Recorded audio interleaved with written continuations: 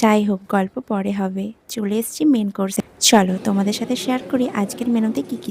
প্রথমে দিয়েছে লেবু, কাসন্দি এবং স্যালাড, সাথে আছে ডিমের ডেভিল। ডিমের চপ বা ডিমের ডেভিল কাসন্দি দিয়ে স্যালাড দিয়ে চুবিয়ে খেতে দারুণ লাগে। কার কার এরকম করে খেতে ভালো লাগে অবশ্যই কমেন্ট করে জানিও। সাথে ছিল মুচমুচে ঝুরি আলু ভাজা, সাদা ভাত এবং ডাল।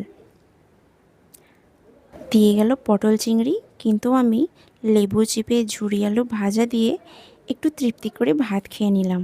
তোমাদের কার কার ভালো লাগে ঝুরি আলু ভাজা ডাল দিয়ে লেবু চিপে খেতে অবশ্যই কমেন্ট করে জানিও। পটল চিংড়িও খুব খারাপ হয়েছিল না, মিডিয়াম সাইজের চিংড়ি ছিল।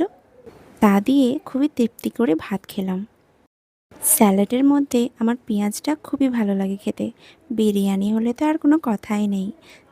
তারপরে দিয়ে গেল একটা কাতলা মাছের পেটি। মাছটা খুবই নরম ছিল। আমি চিকেনটা অ্যাভয়েড করেছি, কিন্তু বান্ধবীর কাছ থেকে আমি ক্লিপটা নিয়েই নিয়েছি। সাথে ছিল চাটনি পাঁপড় এবং পায়েস। লাস্টে দুটো আইসক্রিম নিয়ে বাড়ি চলে এলাম। ভিডিও ভালো লাগলে কমেন্ট করো।